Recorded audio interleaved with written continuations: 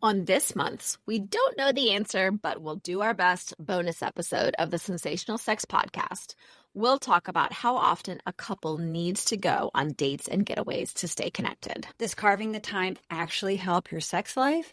And should you do it even if you don't have the money, energy, or will to do it? In this episode of the Sensational Sex Podcast, we go through the 777 principle to stay connected with your partner and whether we do it in our own relationships. Spoiler alert, we don't. We also talk about the reason why people who schedule sex often have better sex more often. We also discuss whether couples should have sex after their date night. Welcome to the Sensational Sex Podcast, where we help women in long-term relationships thrive after the honeymoon stage is over. Are you a woman who wants a deep, intimate, and satisfying connection with her partner? Of course you do. Amy Rowan and Dr. Trina Reed have the answers, and all you have to do is join us each week. Soon, you'll be that woman who effortlessly has a satisfying sex life. Follow us on social media at Sensational Sex Podcast. Share this episode, leave a review, and thank you for subscribing. Now, let's start the show. Hello, beautiful people. I'm Amy Rowan. Thank you for listening to the Sensational Sex Podcast. We're so happy you're joining us. Hello, I'm Dr. Trina Reed, and even though your sex life will never be perfect, you can create the sex life that is perfect for you, and we're here to help you with that. Dr. Trina, I've got the joke today. Are you ready? How is bridge similar to sex? I don't know, Amy. How is bridge similar to sex? If you don't have a good partner, you better have a good hand. My mother, who's a bridge player, would be mortified with this. Well, she don't want to skip the episode, but maybe she can just skip the beginning. Once a month, we do a bonus. We can't answer this, but we'll try. And this month, we're going to tackle whether date nights and overnight trips are realistic for the average couple. Does carving out the time actually help a couple's sex life? And should you even do it if you don't have the money, energy, or the will to do it? This is a big topic, and hopefully we can fit everything in. Trina, what piqued us doing this? We can't answer this, but we'll try topic. There was an Instagram post from Motivational Wealth that showed a clip of a woman, and they didn't list the woman's name. She was giving this passionate lecture about the 777 principle for a happy partnership. So let's tell everyone what the 777 principle is. And if you want to watch the Instagram post, we will link to it in the show notes. The woman in the clip, she believes that it is sacrosanct that every 7 days a couple goes on a cheap mini date. Every 7 weeks, the couple go on a 24-hour date.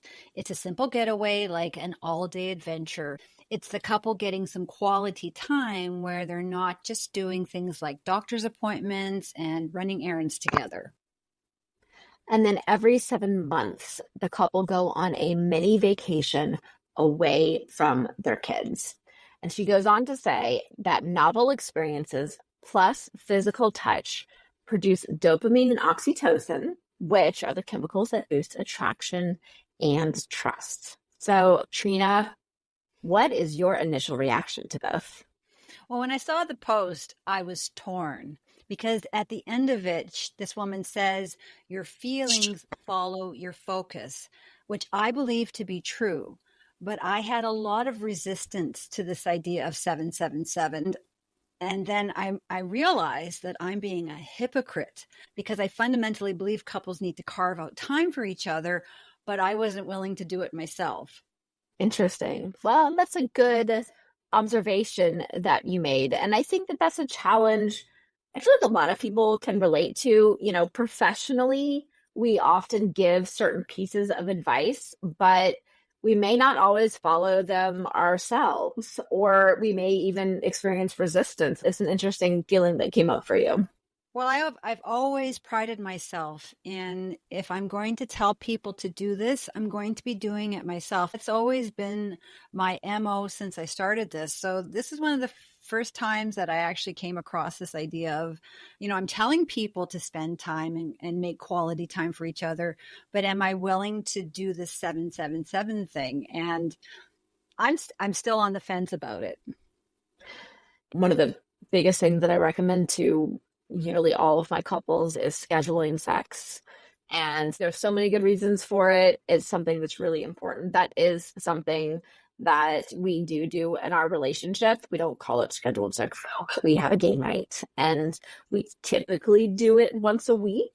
So that would probably be that, mini date, that cheap mini date of some sort.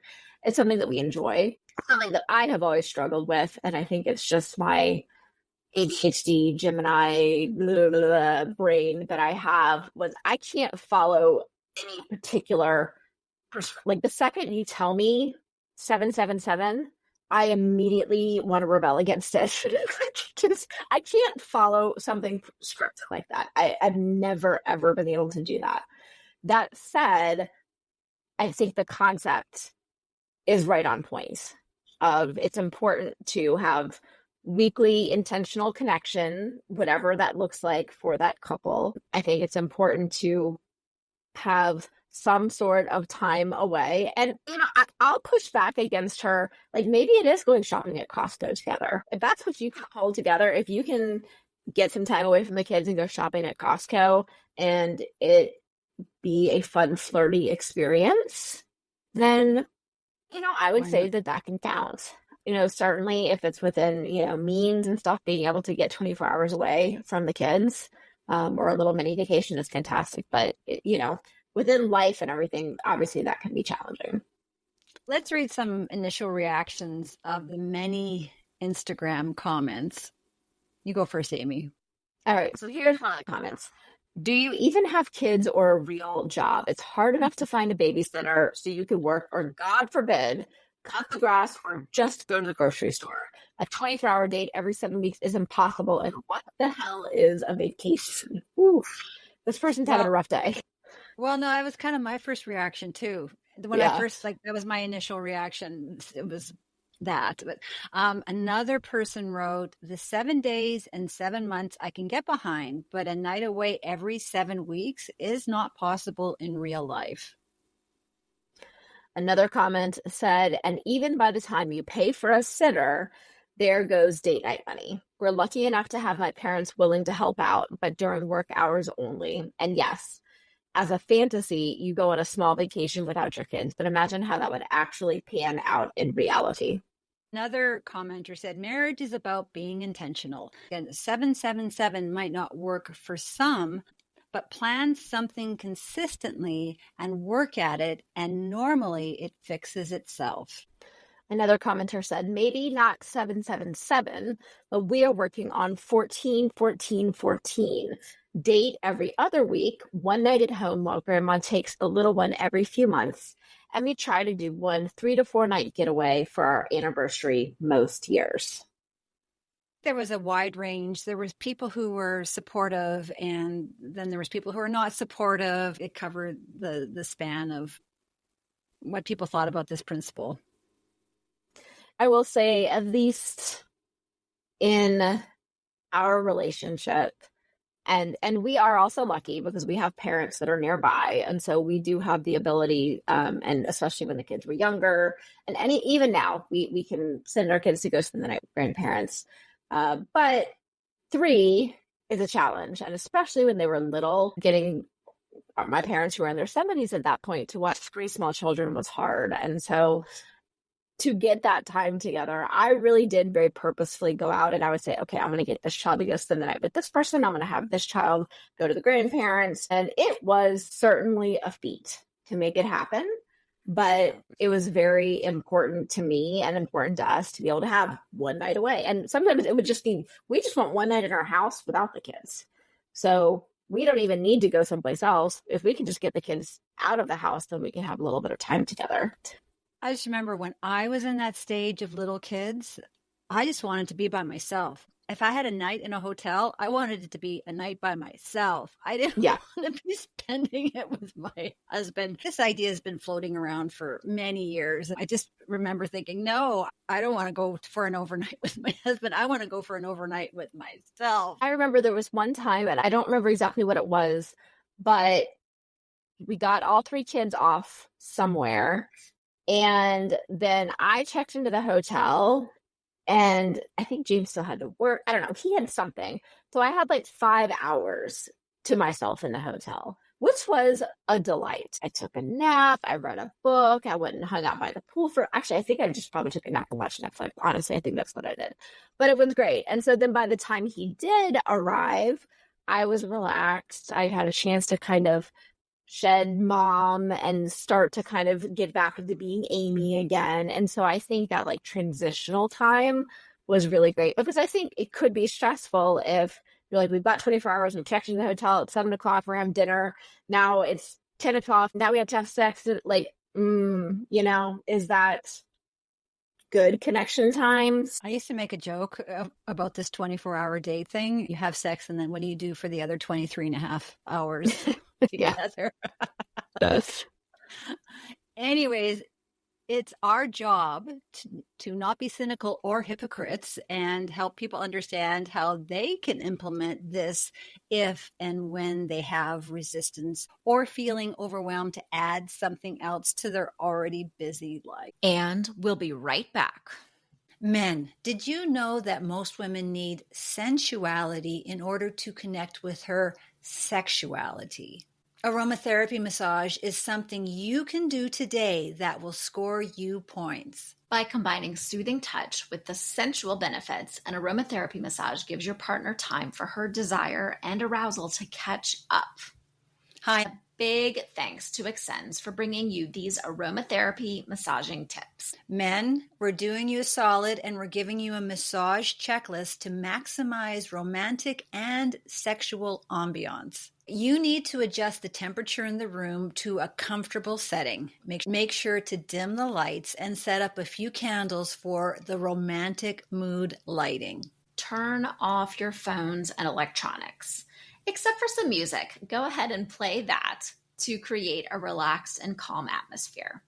Here's another pro tip. Spend time connecting with your partner before you begin. So enjoy a glass of wine or simply spend a few minutes holding hands and talking. Have your partner lay on their stomach so that you can work on their shoulders and back first. What you're going to do is rub Extend's crystal massage oils into your hands before you begin. Use about a half teaspoon to start and add more to your hands when they get dry. Then you're going to rub this oil between your hands to warm it up before you begin. Let your hands glide over their skin. Count slowly in your head to 20 for each section that you massage, like their neck, left shoulder, right shoulder, the middle of the back, etc. So their partner's not going to tell you this, so we will. Sometimes women just want a massage that does not lead to sex. Another thing that's important is that sex doesn't always have to mean intercourse. When you mix your sex with sensuality, it opens a new, exciting world where your partner will become a lot more open to sex. With aromatherapy massage, preparation is key. So make sure to have Extend's massage oils at hand so the application is seamless, making for a relaxed and comfortable experience. Extend's amethyst, sweet almond, or carnelian apricot crystal massage oil are light, absorbent, and delicately scented, perfect for a relaxing, stress-relieving, sensual massage. Both are 100% natural with no artificial fragrances. And if that wasn't enough, Extend's massage oils are good for you. They're certified organic. These blends of pure natural botanicals will leave skin feeling nourished, soft, and smooth. And it comes in a convenient spill-proof bottle. Go right this second before you get distracted and enter at extends-usa.com. That's EXSENS usa.com and use the promo code SENSATIONAL for 20% discount. Go right now and make a space for sexuality by giving your partner sensuality with the Extends Aromatherapy Massage Oils. And now, back to the show. Let's discuss why creating a date night is important. A date night is where a couple intentionally dedicates time spent together, usually alone, with the purpose of reconnecting and bonding. And the optimal word here is intentional. Relationships are a living thing that need to be cared for. Without putting in effort, a relationship can't grow or flourish or become all it can be. And I feel like it's so easy to take our connections for granted. Our connections, they don't stay around. You need to be keeping attention to them in order for them to keep thriving. And so spending time with your significant other is really important to your mental, your emotional, and your overall well-being. And some benefits of date night include it's going to boost your emotional connection by giving you uninterrupted time to talk with and concentrate on your partner. It's going to reduce your stress by allowing you to get out and have some fun. Remember fun? Remember what that was about? Yes, fun. I know. We all need more fun in our lives. And it's also going to give you the ability to share and communicate your thoughts and feelings. And it sets an example if you have kids by showing them the importance of valuing your relationship. You know, I hear this and I think, yeah, of course, this all makes perfect sense. And of course, we need to stay connected. And of course, we have to make sure that we don't take our relationships for granted. And of course, this is just common sense. And yet the reality is when you're so busy, our relationships tend to be the first thing we put to the side on hold because we've got everything else going on. The other thing too that's important to highlight is a date night doesn't have to mean leaving the house. It doesn't have to mean going out to an expensive dinner, especially when you're in the busiest seasons, when you've got the little babies and it's difficult to leave, you're leaking milk and you just don't feel like going out of the house. You can either just throw the idea out the window completely, or you can look for ways of doing it that's realistic for you right now. Because when we're talking about seasons, like, yes, this is going to evolve and change as well. I mentioned before, James and I do a date. We do game night. We've been doing game night forever. And when our babies were like little itty bitty things, like tiny little newborns in the backseat thing, they were at game night with us, just sitting there, and we would play games, and I would take a break and go nurse or change a diaper or whatever. But we still did that because it was fun, and we enjoyed that time together. You know, leaving the house at that point with a 5-year-old and a 3-year-old and a baby was just not possible. But we're still going to start our game night at 6 instead of at 8, and we're still going to play our games. And that was just sort of the intentionality there. And let's find a way to make this work for us where we are right now. Yeah, well, you did well.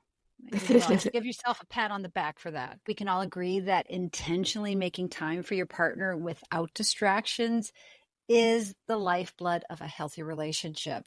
And therefore, we can agree that date nights are important in theory. But knowing all of this still isn't enough motivation for many couples to actually do it.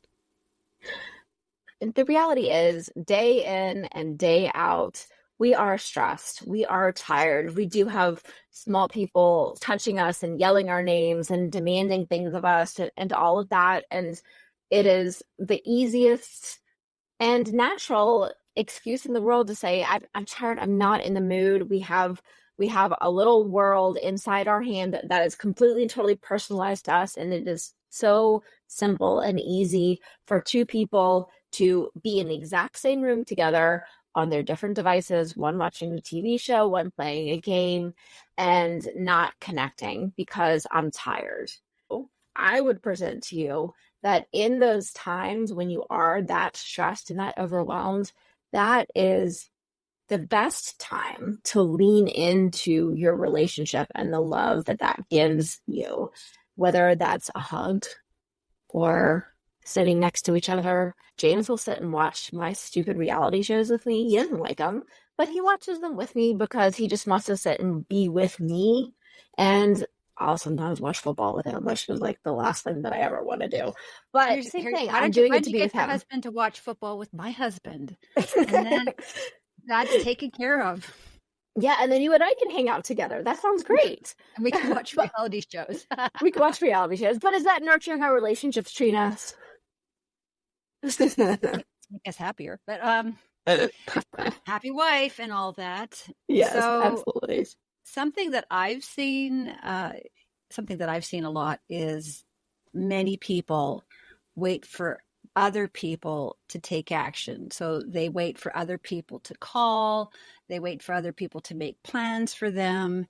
And so in this 777 principle, these people have to take action and proactively make the plans.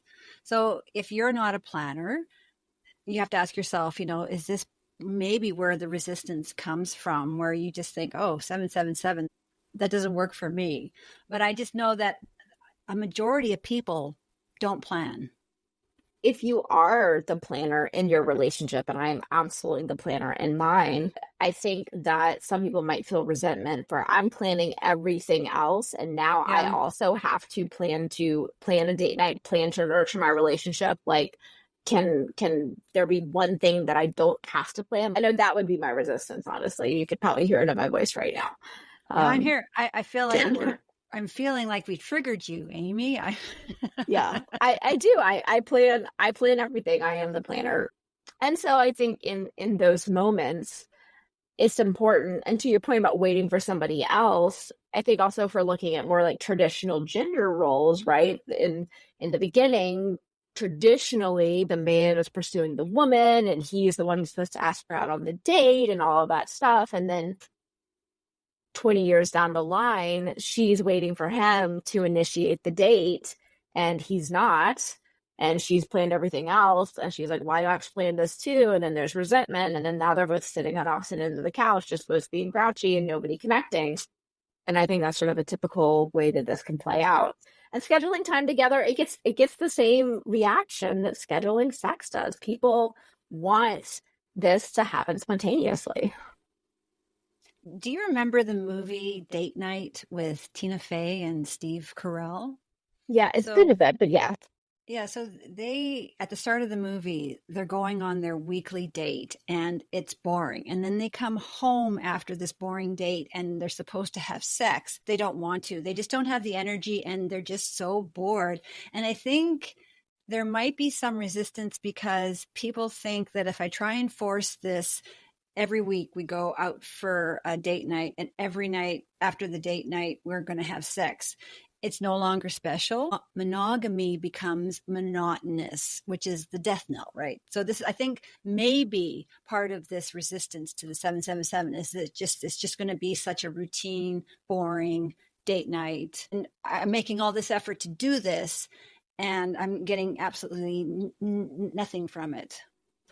And I can absolutely see that. And I think that if you're going on the date night for the sake of going on a date night versus going on a date night for the sake of connecting with your partner and building the relationship or maintaining or being intentional about that, I think that is where those differences, because we can go to the same restaurant every week. We're going to order the same thing. We're going to come home. We're going to do the date, kiss, touch. I be this position, you be this position. We're going to roll over and go to bed. Good night. Like, yeah, that sounds terribly boring to me too. So, but there is a reason why people who schedule sex have better sex more often.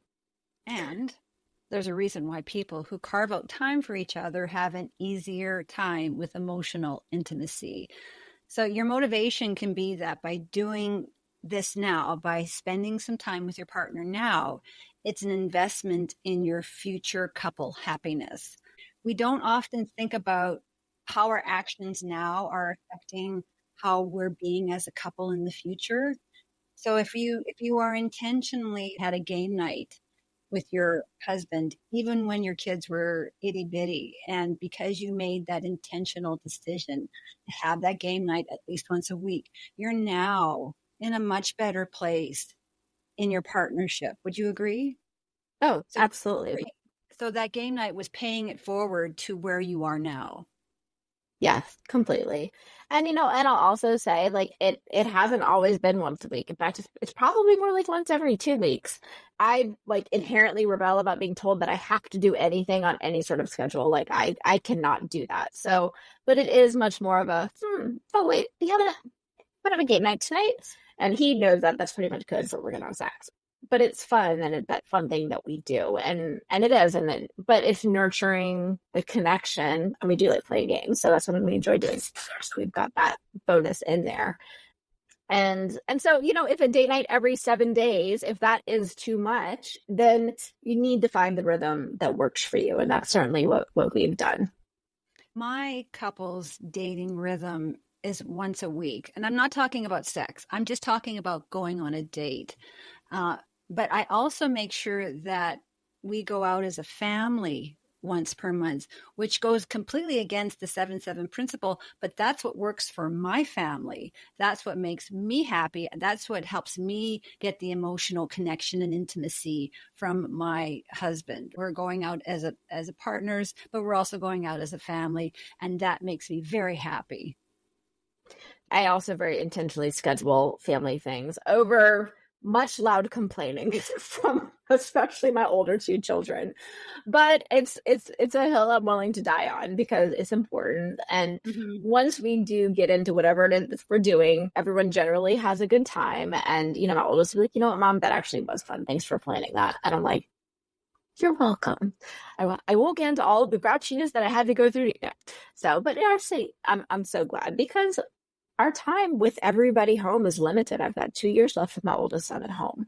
And so, I want to have those moments and I want them to look back and remember the things that we did on the random Wednesday nights, over the summer. Well, now that my kids are older, we are going on overnights. And it's been great and nurturing for our relationships. And what I didn't expect is my kids are so happy when we leave and they have the house to themselves. And so the first time we went away, I was feeling kind of anxious because I thought we'd come back to this huge mess. But when we got back, the boys were so intent on having the house to themselves more often. The house was sparkling. And just an FYI, this is the only time they do housework. So, it's when we go away. And that said, when they were little, this just wasn't happening. And so I really get it if parents can't do an overnight. And I feel strongly that they shouldn't feel any pressure to do so. We haven't yet left our kids at home overnight yet. I still tend to send them all up to the mountains to go be with the grandparents and things like that. So we're doing a little bit more of we get the house to ourselves and we'll send you guys someplace else. But you're honestly making me think we could do that now. My oldest son's about to be 16. My 13-year-old, he's babysitting 3 days a week. He's got his babysitting certification. Like we could do that. It's almost like a rite of passage for the kids that they get the house to themselves. And I guess it depends on the teenager you have. And so some teenagers you could not leave by themselves and you don't want to leave by themselves. And, it was good for my kids. And I remember when I was first left by myself in my home. I was a teenager and my parents went on vacation and I had my first summer job and they just left me. And it was the best. I can still remember how wonderful it was that I had the house to myself. I can certainly see that. Once my oldest son is driving, which is in just a few months from now, that really opens all of that up. I hope we've inspired some different ideas, maybe given you some motivation, some different ways of looking at things. What are your thoughts on the 777 principle? Is this something that you are enacting in your relationship, or maybe it's not 777, it's 14-14-14, or how does this work for you? Do you think this can work for you? Yeah, and we didn't answer the question, but I think we had some good discussion points around it. when you put the intention on nurturing your connection in whatever way that looks for you in your relationship, that's the highlight here. And whether it is weekly or 14 days or whatever it is that you can manage, just being intentional about nurturing a relationship, I think is the most important thing that I'm pulling out of this. Definitely the takeaway. Well, thank you everyone for joining us. Until next time. As always, stay sexy. Are you ready to experience more passion and more pleasure? In my Suburban Intimacy practice, I offer one-on-one sex and intimacy coaching for women and couples. Book a complimentary discovery call at suburbanintimacy.com or learn more about my Intimacy Ignite program, your solution to experiencing satisfying and fulfilling sexual experiences and connection, even when you're busy, tired, and stressed. Is more fulfilling sex on your mind, but not in your bedroom? Then go to trinareid.com to get your free copy of the Sex Bootcamp Masterclass. While you're there, check out my award-winning fiction book, The Sex Course, that went to #1 in its Amazon category 3 days after launch. Both the Sex Course and Sex Bootcamp Workbook are available in audiobook.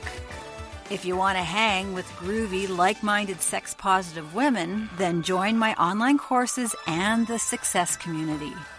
It's your time to create the sex life of your dreams. It all starts at trinareid.com. Did you love what you learned today? Share this episode with someone who needs it. Friends don't let friends have bad sex. Leave a review for this episode and follow, like, or subscribe on the listening app of your choice. We love hearing from our listeners. Email us at sensationalsexpodcast@gmail.com. You can follow us on all social media platforms at sensationalsxpodcast and join our mailing list at sensationalsexpodcast.com.